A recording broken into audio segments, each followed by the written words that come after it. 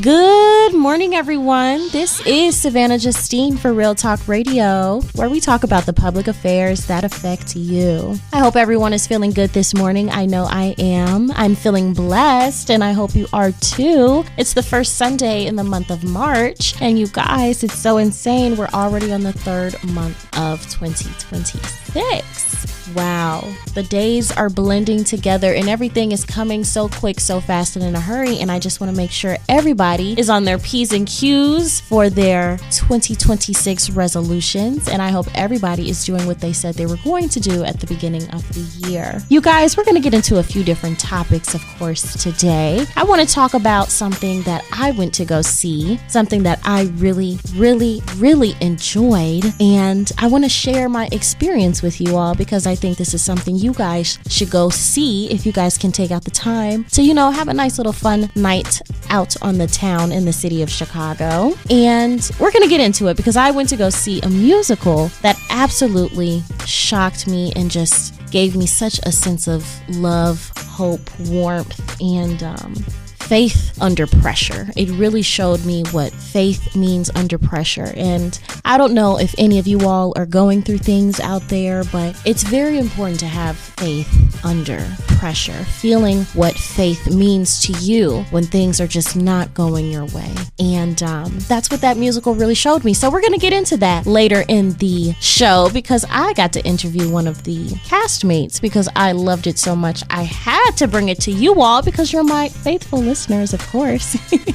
You guys, let's get into the show. You guys, I want to do a March check-in. Like, are we still about that life? Real Talk Radio family, we have to have a little heart-to-heart. It is March 2026, not January 2nd. Not New Year, New Me season, not vision board and champagne energy, but it is March. The glitter has settled, the gym selfies have slowed down. In the planners, they're half filled. And the water bottles, they're somewhere in the car for sure. But I have one question for you guys. Are you still about that life? Because statistically, most people quit their New Year's resolutions by mid-February. So if you're still continuing and if you're still trying even a little, you're already ahead of the curve. But let's talk about it honestly. When we set New Year's resolutions, usually we're motivated by emotion. It's a fresh year, a clean slate. We're hyped, we're inspired. Of course, we're done with those old habits that we do. But by March, some of our motivation may fade. Life really starts lifing and bills hit, work gets busy, and situationships distract us. Now, suddenly that I'm gonna work out 5 days a week turns into, I walked to the fridge twice, I walked at the grocery store, I walked my dog. That's all I need to do. It's no judgment, trust me. This is a safe space. I've done that a few times myself, but here's the truth. March isn't about quitting. March is about adjusting. And sometimes the goal was not unrealistic, the method was. So maybe your resolution was losing 30 pounds or saving $10,000 or launching a business or healing emotionally or being more disciplined or stop texting that one person that you absolutely should not be texting. But did you build a system or did you just go based off the vibes, based off those emotions that you felt and how good you felt about saying you're gonna do those things? Let's talk systems, you guys. Instead of saying I'm gonna work out every day, say I move my body 3 times a week, even if it's just for 20 minutes. And you build up until you get to 2-hour sessions in the gym. Trust me, you need the 2-hour sessions. Instead of saying I'm saving $10,000 this year, what if it becomes I auto transfer $50 every Friday and don't touch it? Or when I get paid on Friday, take that $50 out in cash and put it in a piggy bank that you cannot open unless you break it. Instead of saying I'm gonna glow up, I'm gonna work on my body, I'm gonna lose this certain amount of weight, what if it becomes I protect my peace, my time, and my energy, and I set intentional days every week to beautify or make myself feel better physically. You see the difference? March is your reset month, not restarting from zero, but resetting with wisdom. So let's talk something about normalizing something else. Progress doesn't have to be an aesthetic to be real. You don't need to be perfectly curating your morning routine. You know how you guys see it on the social media videos or just around certain people. Some people have a very certain specific routine and it's very aesthetically pleasing and it's very rich in luxe, and that's how we want to feel. So we have to feel like we have to have all these steps. No, you don't need a perfectly curated morning routine. You don't need a 5 a.m. club membership, and you don't need to post it. You just need consistency.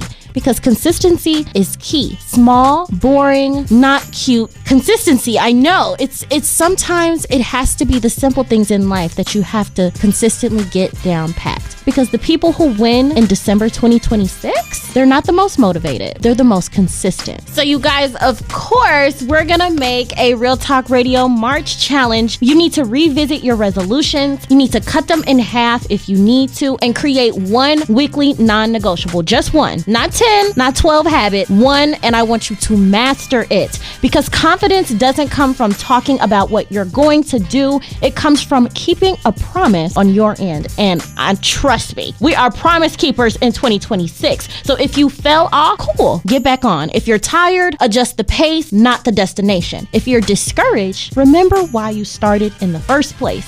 This is your March glow up checkpoint, and we do not need to quit in March. We need to recalibrate, because this is Real Talk Radio. We're choosing discipline over drama, growth over excuses, and consistency over just vibes. Now ask yourself, are you still about that life? And if you're not, you got 10 months to become him or her, that upgraded version of you. So you guys, let's go. I just want to check in with you guys because it is March, the third month of 2026. And of course, we need to make sure that we are doing what we need to do, because 3 months from now is going to be 6 months. And that means half the year is already over. And do you want to believe that you didn't do everything you said you wanted to do, or some of the things you said you wanted to do 6 months into the year, which means you only have 6 more months to complete it? You guys, let's lock in, let's fix the focus, and let's bring back consistency and also faith under pressure, because of course I know life starts lifing and things fall apart and things happen to us, and we need to make sure we have faith under pressure. So that leads me into my next segment about Bernadette, the musical that I saw a couple of weeks ago, and I was so profoundly elated with what I saw that I got to interview a cast member so he can discuss with you how he feels about the show. It was a great call, and I recorded it just for you all so you can hear what was going on. All right, you guys, welcome back to Real Talk Radio with your host, of course, Savannah Justine.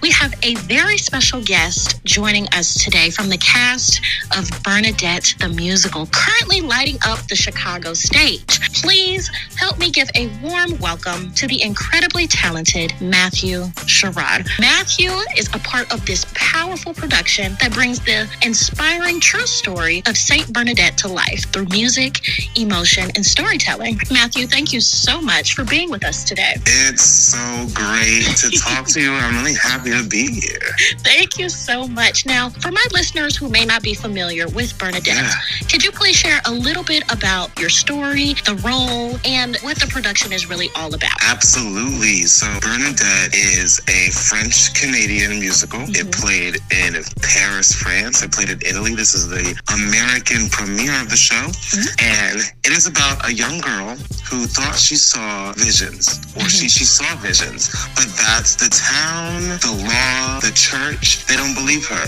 So she is fighting against a system that is trying to quiet her and silence her, and it's about her fighting for her truth and her honesty, and it is based on the real story of Saint Bernadette. Wow, that's beautiful. Now, can you tell me what drew you personally to this musical? So what drew me personally to the musical at first was the music.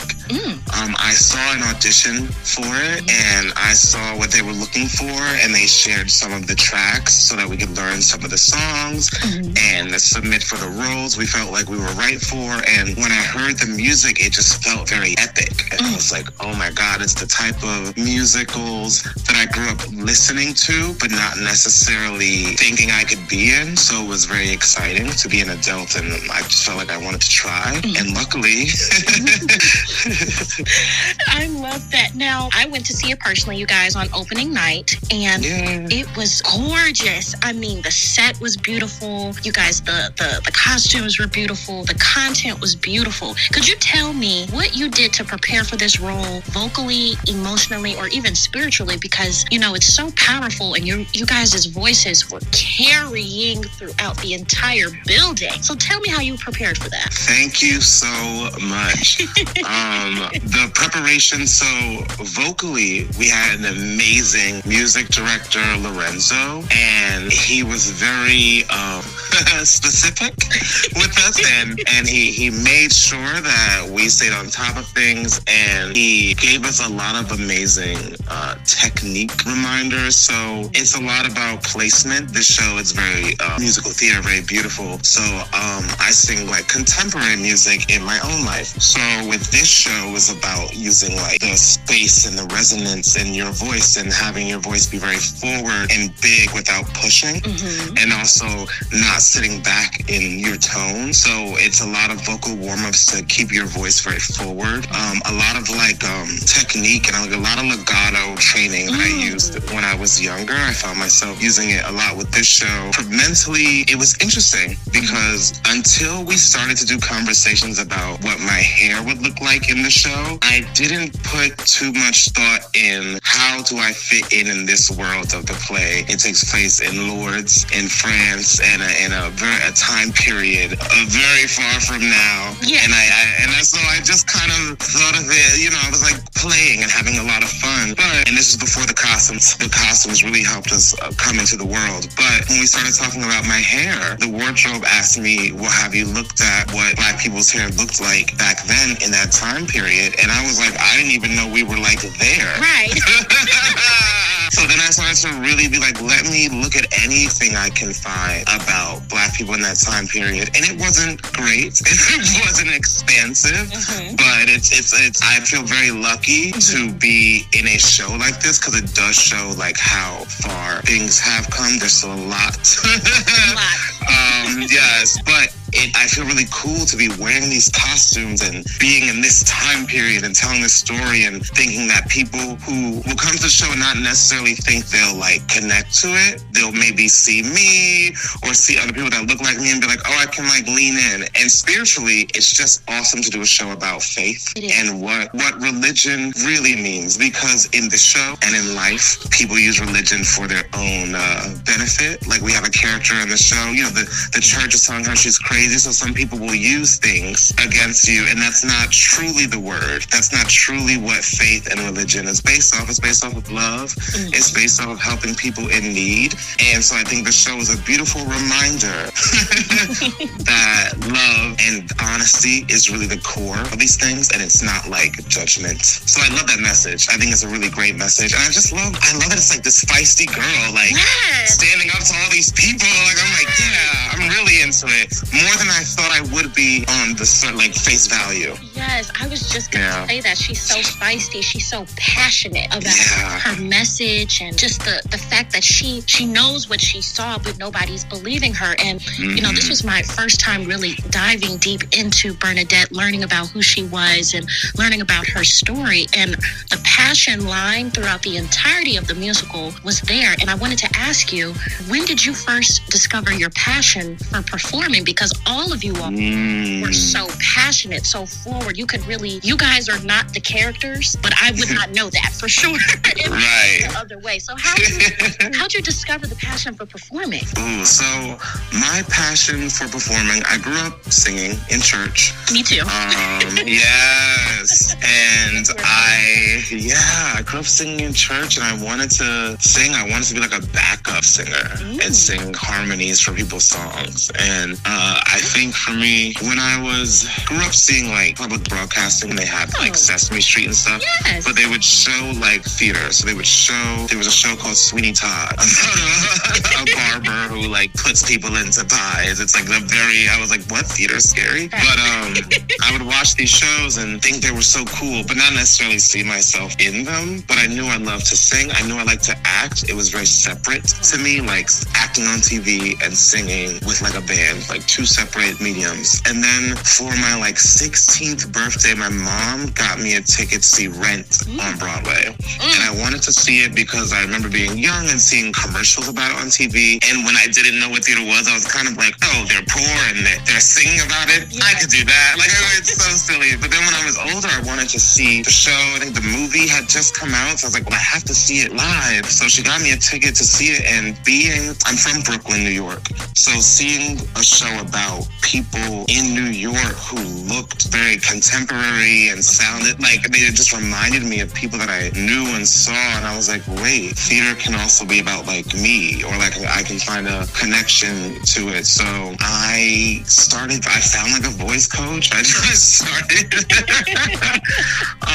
taking voice lessons. I volunteered at a theater as a volunteer usher just to see theater for free. And I just so happened that they were like, a new show was coming in. We want you to be a full-time usher because you actually like theater. And the show was in the Heights. It was before it went to Broadway, and it was Lin-Miranda's show. That was his big show before Hamilton. Wow. So I got to watch this show and this creator about this neighborhood in New York. And I was just like, wait, theater can be about like people now. And like it was just wild. So I started, past, present, and future, musicals, Broadway, everything. I feel like Broadway really does have a good grasp on showing common folk, showing a person who could feel like they're immersed in the story, especially with Bernadette. I feel like, especially the audience I was sitting with, I feel like each person from the audience could pick something that personally resonated with them through this musical. And I know for one thing, sisterhood resonated for me, and I hope women really truly understand her power behind what she saw, and men as well could see the power behind trust and honesty and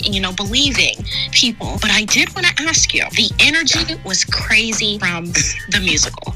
So what was that energy like backstage? Because I know it was chaotic. Yes, it was wild. It was really exciting. We were just so excited to do the show in front of people. Are they gonna laugh? Doing the show is very epic and dramatic. So just rehearsing it, there were things that we found funny and things that we enjoyed. But you do it so much and you don't have an audience, you start to be like, is it as funny as we thought it was?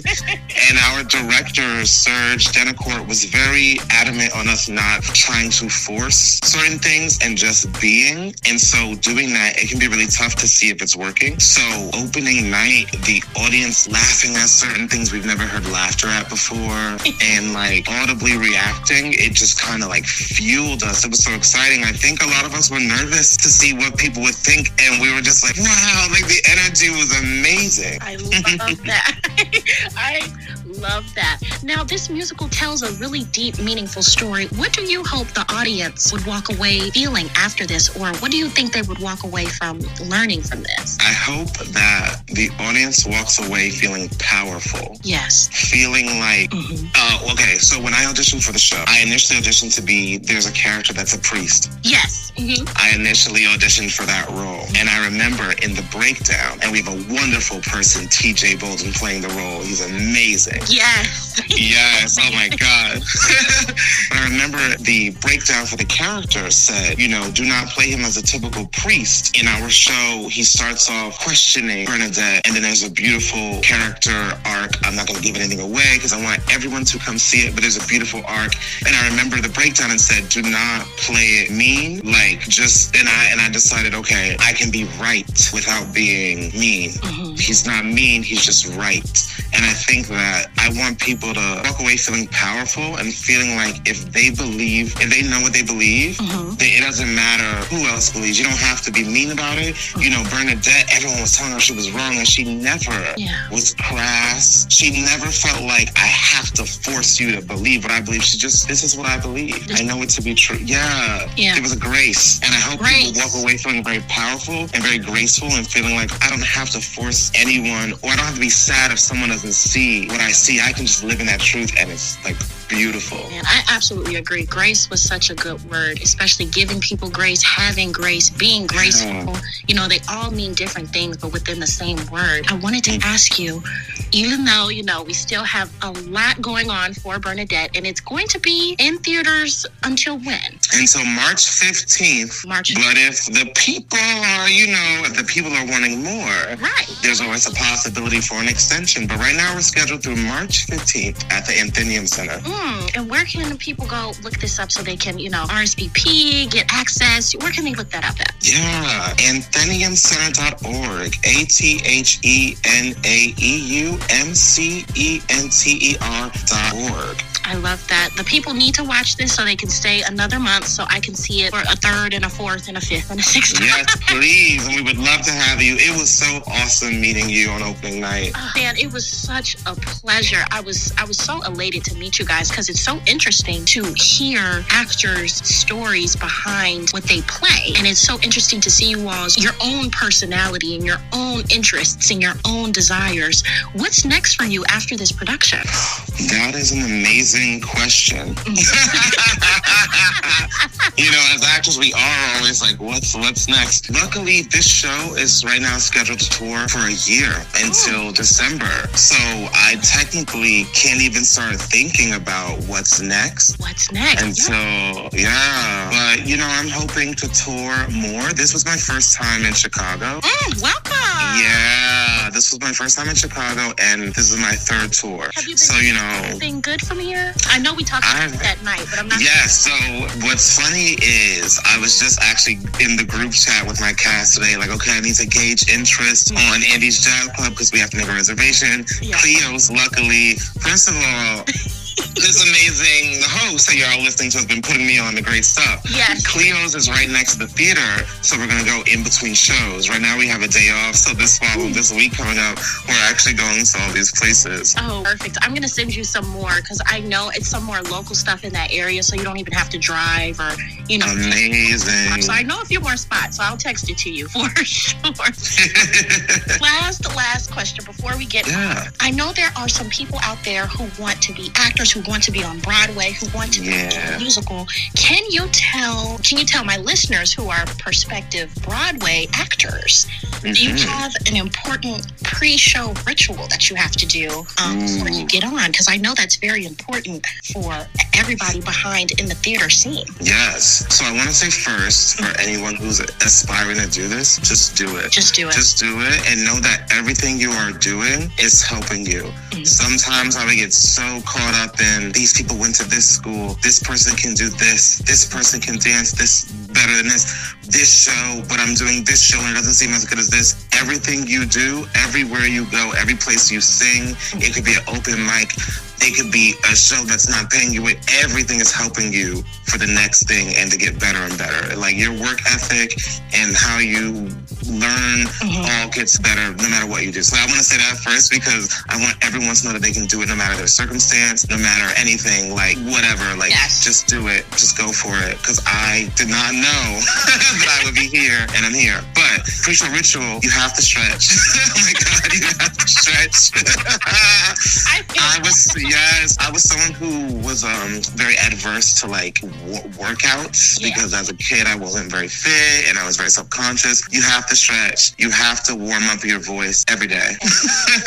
Every day. Your technique, your foundation is like, it's gonna keep you good. And sometimes when we're in a show or we're like doing a lot, we think we don't have to, like, I'm gonna sing every day, or I'm like, your foundation has to be your technique, your warm up, very consistent, very strong. And you can do it no matter what you're doing. Literally, I agree. No matter what, no matter whatever background, place you come from, no matter what your education is, if you want to do something, you guys, go ahead, do it. And I would like to say, I'm really glad you told me about your usher experience.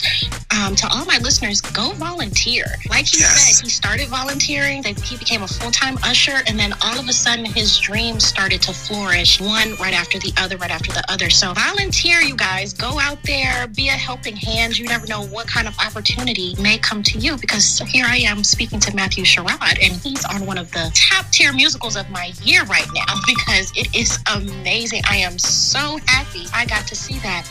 Gosh. Thank you, Matthew, for coming on my show. Can you tell my listeners one more time where they can learn more information about this? Absolutely. And thank you so much for having me. Of course. Yes. So right now we are at the Athenaeum Center. That's at Southport Ave. Athenaeum, ATHENAEUM Center.org. And Bernadette the Musical has a website as well. And you can find out where we're going. But we are in Chicago until March 15th. We are so happy to be in Chicago. Yeah. And again, it's a French-Canadian musical. So we rehearsed in Montreal. Half of our cast is from Montreal. And right now they are in the States and they are just having a blast. Our leading girl is French.